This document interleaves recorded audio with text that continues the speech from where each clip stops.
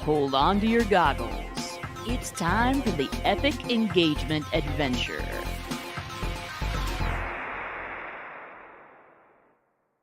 Well, my friends, I'm going to introduce you to somebody that you may know already because he's that good. My friend, Dan R. Morris, is here with us today. Dan is a master of building it by our own bootstraps, venturing out into territory unknown and doing creative things and being successful at it. In short, he's my hero. Dan, tell us a little bit about you, man. Well, I can't drink orange juice anymore. It upsets my tummy. Why is that? Orange juice is very good. But now that I got older, I'm not allowed to drink it. Not a fan. I mean, that's huge. Orange juice was the key to my success early in my career. Sometimes I would sit at my computer with a blank screen. But if I had orange juice, I had all the ideas. Now it just gives me acid reflux, which is the opposite of ideas. So now I just do Zoom calls. This is what keeps me creative. Okay. Well, in that case, I'm kind of grateful for your acid reflux. Thank you. Thank you. I don't let it show, though. See? Yeah. Keep it under control. Yeah. So, I do run a company. I run a company called Audience Industries.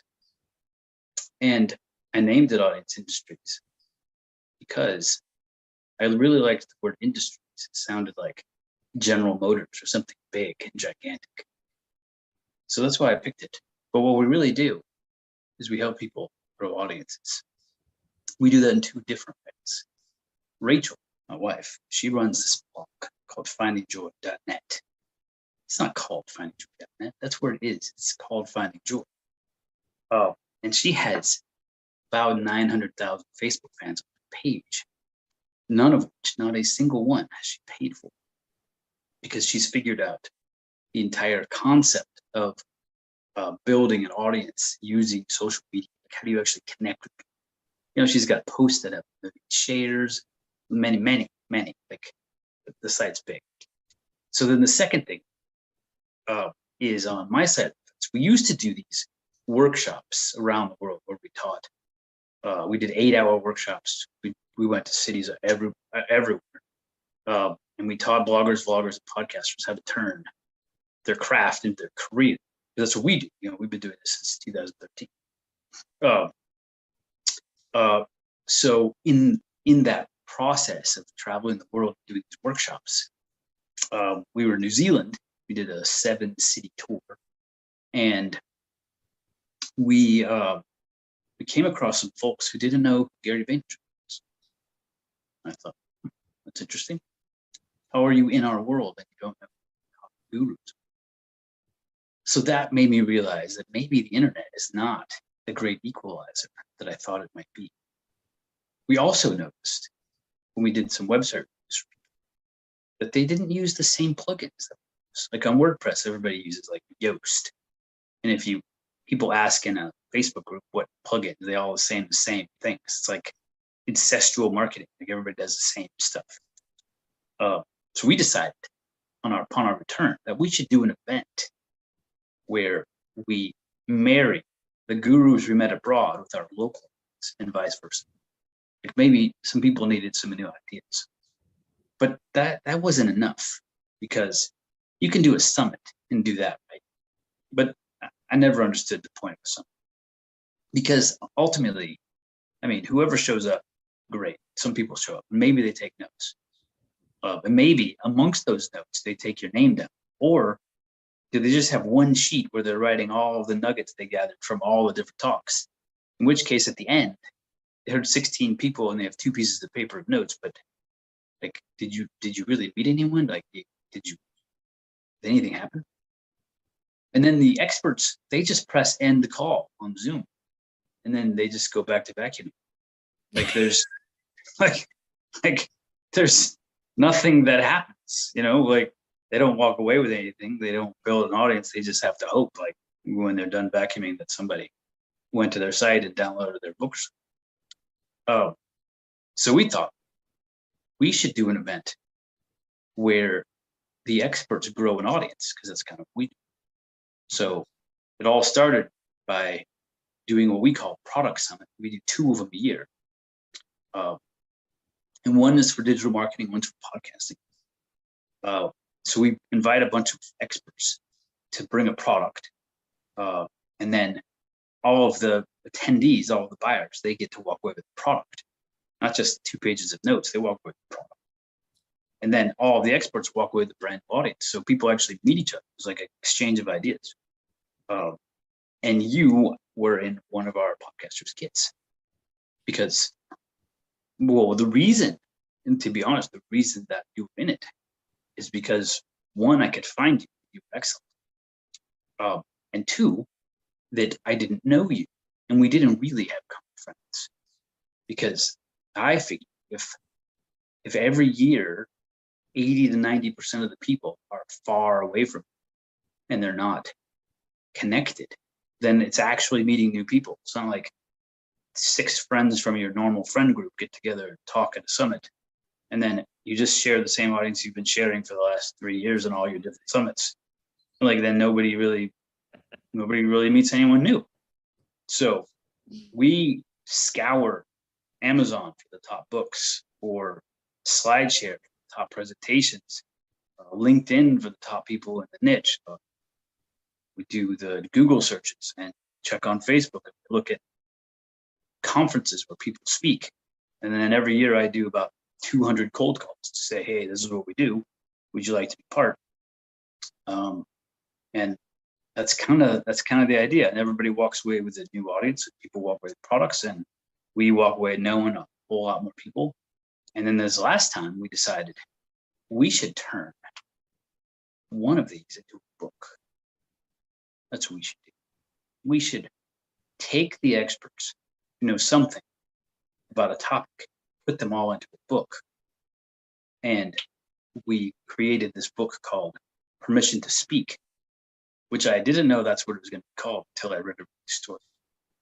But the concept behind Permission to Speak is, if you want to start, well, really it's based on podcasting, but if you want to start a business, a lot of people feel like, maybe I'm not worthy of this. Maybe I haven't done enough to deserve this business. Like, I can't be telling people what to do if I'm not Elon Musk or something, I guess. So a lot of people wrote about that, how they got over that. Like, how did they decide, you know what, I do have something to say and it's important. And it became it's really quite motivational. And there's Hall of Fame podcasters in there, and people that have, 50 million downloads a day, and just talking about the ups and downs of podcasting, the ins and outs, what does it take? What does it take internally? Not just, a microphone, but what does it take internally? How do you get over yourself? How do you get excited? How do you actually talk to people who are bigger than you? Although in reality, nobody knows how big you are. You determine that for everybody yourself. You could call yourself Audience Industries, or you could call yourself Tom and Dick's Podcast Club. Which one's bigger? It's up to you. So it comes out October 10th, and RJ is the star of the book. Actually, she's the actual star. Yes, I know. It's hard to be humble. It really is. Yeah, but you have to take credit where credit is due. You're clearly the star. I accept, Dan, and I loved being part of this book because, I signed up to be a part of it, and you sent me a list of questions, by way of kind of guiding, here are some things people want to know about. And so as I was answering those questions, it really did feel like a motivational, encouraging thing. So one thing about the title of your book, again, it's called Permission to Speak, coming out October 10th, did you say? Yeah. Yep. Yeah. permission to speak. I am a human who has always had crazy, awesome ideas. And Cheers. in the work world, I had the same degree as everybody else. I had the same, you know what I mean? I was on equal footing until I got in a room, and Mm-hmm. then everything I said was talked over. Mm. Yeah. Your title to me is that basic idea of, you know what? There's nobody to talk over me here.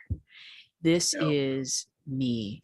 When you download my podcast or when you listen to an episode, there ain't no filter.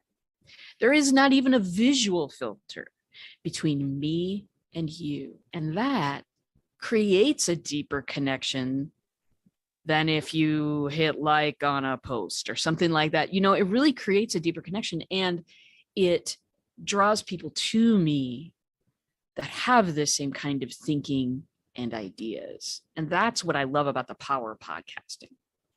Yeah. I think most people don't. I mean, they know what a podcast is. It's like an audio program. Yeah, that's basically what it is. And it's not that much different than radio because it's an audio. It's not that different from a record. Anything you listen to. But I think what people miss is that in the world of busy, everybody's busy. Podcasting is the only form of communication where people intake your voice and your ideas when they tell everyone else they're busy. So I have to drive to the store, or I have to go to the gym, or I have to mow the lawn. Like, they're too busy for everyone else, except you. And road trips, in fact, when I started our first podcast, I actually started for the wrong reason. But in our Facebook group where I teach digital marketing, somebody was like recounting the things they learned on the podcast they had listened to while they were mowing the lawn. And I thought, were they listening to some other guru? Like, that can't be right. I need to have a podcast. See, total wrong reason. But so that was our first one. That's why I started. I was like, well, like, how come they're not listening to me, basically, when they're mowing the lawn? And that's because I'm not there. There's no voice. I can't be heard if there's nothing to tell me. But it was there that, and then when I started to listen to podcasts, because I figured I better listen to a few in order to figure out what it's about. There is where I remembered my childhood, where I used to listen to this radio guy named Paul Harvey. Sure. Paul Harvey told this. He had two programs. One was 4 minutes, one was 15 minutes, or 10. The 10-minute one was called The Rest of the Story. And it didn't matter where I was or how late I was to a meeting. There was no way I was turning the car off until the story was over. Like, none. I did not care if I was going to get fired. I was listening to the end of the story. So our first podcast was going, even though it started for the wrong reason. It was going pretty good. But when I remembered back to the Paul Harvey, I thought, man, I wish my kids had that. So my second podcast, which is my real podcast, is me trying to recreate that feeling for the kids, because in a YouTube world and TikTok, where you've got 3.5 seconds before the next TikTok starts, I thought, you know what, they needed to be engrossed in something. And of course, when you're a parent, you try to do stuff for your kids and they don't give a crap. Sure. That's the way it is. But millions of boomers seem to like it, so that's good. Nice. Yes. Yeah, and I, I've been doing some experiments lately with the podcast in which I kind of changed the format, Ooh, which is also something that I know that you've had some experience with before, um, and I find that I am so passionate about changing my format, and that's another one of the lessons that your book teaches is that don't be afraid. It's okay. It's yeah, okay to experiment. It's okay to create a party that you want to come to. Create something like that Paul Harvey, that you would always listen to no matter what. Create a party you want to come to, and and get yourself out there. You don't have to be afraid to experiment on a podcast, because it's not Law and Order SVU, people. It doesn't have to mm, follow the same pattern every single time. It can be different. And that's one of the other things that I love about the book, because as I was reading some of the other authors encouraging people to pick up that microphone, hey, there's so many people out there who do not feel heard, who do not feel cared about, yeah. that need a voice. And podcast is such a great medium to be out there with your ideas. So the concept of success, I think, is also a stumbling block for Yeah. people. Like, I don't want to start something that people don't listen to. But I was once told this analogy that changed everything. And I think it was Danny Osborne, but it's not possible. But he said, could you imagine if 50 people showed up on your front lawn with lawn chairs to listen to you tell a story every week? Wouldn't that seem like, holy mackerel, there's 50 people on my lawn? And I thought, yeah, that would be pretty awesome. That would be pretty awesome. So when I first started, I sort of got to that number. I just remember that would be super cool if those people came and they were just sitting there, or came to your house, like your living room, like 50 people piled in to hear you talk. Like, that would be cool. And it sounds strange in the light of, Gangnam Style and like 4 billion views on YouTube, but connecting with someone is still the same. Like, I'm in Nashville, Tennessee, which is considered Music City, and a thing here that's pretty popular is backyard concerts, where like real musicians, like Amy Grant or something, will do a backyard show, and you just volunteer your home, and then you invite all your friends, and then your friends bring $10 or something like that, and then they play like a little concert in your backyard. If you think about it in terms of that, those people also aspire, to be Gangnam Style, to have 4 billion views. But right now, they're pretty excited about just playing their music in front of people who appreciate it, and making a few dollars. We've seen some pretty crazy concerts here. And in fact, I just went to David Lanz. You ever heard of him? He's like this famous pianist, and he played in someone's house, a grand piano. And people came and listened to this guy who you normally would like see on, like in New York City, or some major place, but he was just playing the piano in the living room. And I know that the only way that I made it is that I was Googling, like, does David Lanz do concerts? And then I came across a Facebook post looking through Google about someone saying David Lanz is coming to their house, and here's a form if you want to come, which meant that I really wanted to be there. Like, I searched for it, I seeked it out, I signed up, I drove there, and he was playing in front of fans. So in order for people to listen to your podcast, like, nobody listens against their will. That's not a thing. You just turn it off. Like, so the only reason that they're listening is that they've searched for something, they've read a description, they thought it sounded good, it was right up their alley, and now they're one of 50 people in your lawn, which basically is you're in their ear.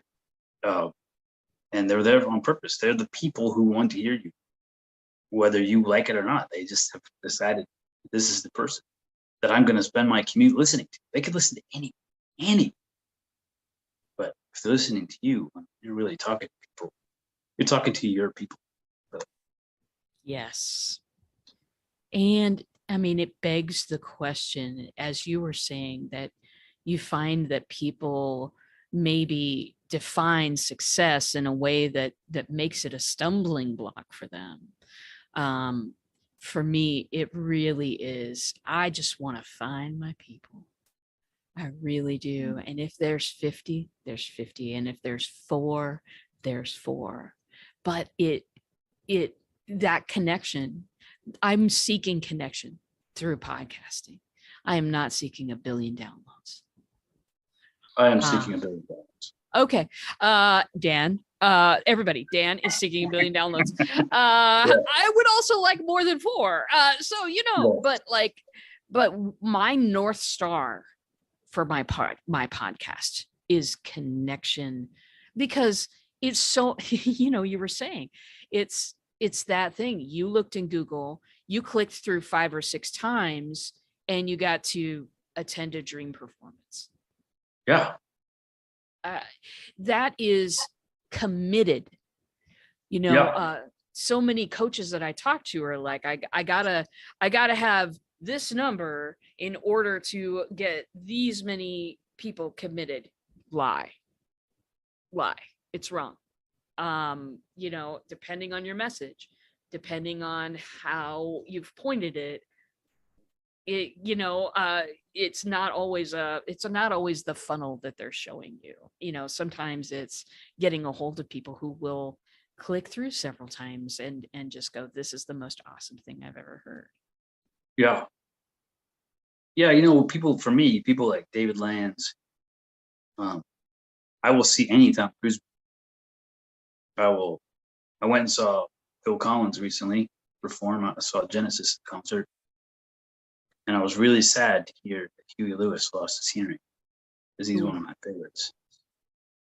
But, you know, from a messaging standpoint, once you find something you like, I don't really care what the messaging is. If Phil Collins is going to play a concert, like, I just want to go see Phil. So, what's the guy's name? The guy who did the first Lost podcast. Why can't I think of his name? Mr. Answer Man. Podcast Answer Man. I will think of his name in a minute. Mm-hmm.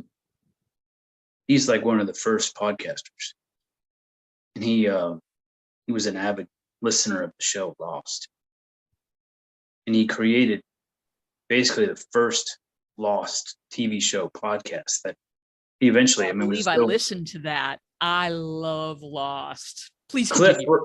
Cliff Ravenscraft.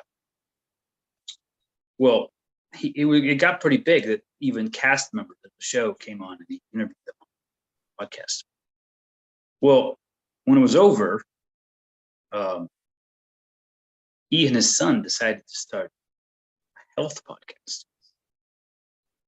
And he thought maybe some of the Lost listeners would come over, but most of the Lost listeners came over because they weren't there for the show Lost. They were there to hear Cliff talk about it.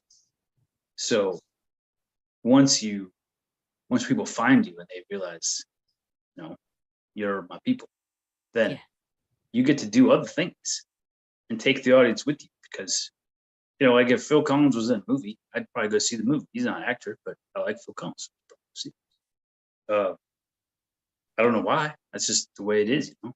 Like I was a Patriots fan, but then Tom Brady went to Tampa Bay, and now I'm a Tampa Bay fan because I like Tom Brady. So if you think about that, it's no different at any level. Once people like you, once they find you and you'll have the quirky sense of humor they enjoy, like they're your people. You can do anything. Like you said, you could change formats. Now, you know, some people might be cranky. But other people will just be like, "Oh, this is cool. My person had a new idea." So, yeah, I don't think you should podcast if you, like I did, if you just want to do it because it's a thing to do, I think that's probably not the right reason. But if you know something, if you have some opinions, if you'd like to change the world, if you'd like to teach somebody how to take care of their houseplants, because that's just what you are really good at. You totally understand the spider plant, how much water it needs. Then, maybe a podcast would be great. Like, people who really love houseplants could listen to all these cool tips, tricks, and your knowledge.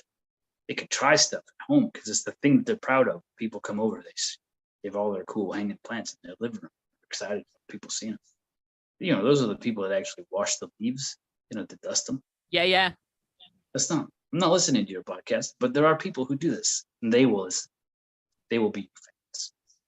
So if you got that knowledge, share it. And somebody out there is going to. Yeah. Well, and folks, if you thought that was enough encouragement, I would encourage you to pop over. Dan's got kind of a special package that comes with the book. Oh, yeah. Do you want to talk a little bit about that? Sure, but you got to act quickly because it goes away on 9th. So basically, if you're into podcasting and you would love to get RJ's book because she's the superhero of the story, then if you do so, we have 30 products that we're giving away as a bonus to go with the book.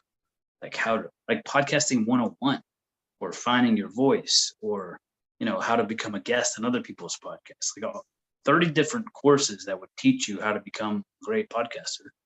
How to pick the mic, all the things that you need to know, like how to make money doing it, monetization, editing, how to use Audacity, which is free editing software. There's a whole course on that. There's a course on how to use Airtable, so you can schedule your, keep your stuff scheduled, learn how to do that. But anyway, there's 30 different things, and none of them are free. They're all normally paid. So it's like $4,000 worth of stuff to make it a package. And we're doing that kind of as like a kickoff for the book. Like, hey, get it now, get all this fun stuff, get it going. And then it launches on October 10th, and then all that stuff goes away because, the idea is to incentivize you to get the book early, not to wait and then just get the book and not all that fun stuff. So we try to make it as fun as humanly possible. That's another thing I like about you. I think that if it's easy and fun, it gets done. That is what I think too. Even if it's not easy, it will get done. That's right. Beautiful.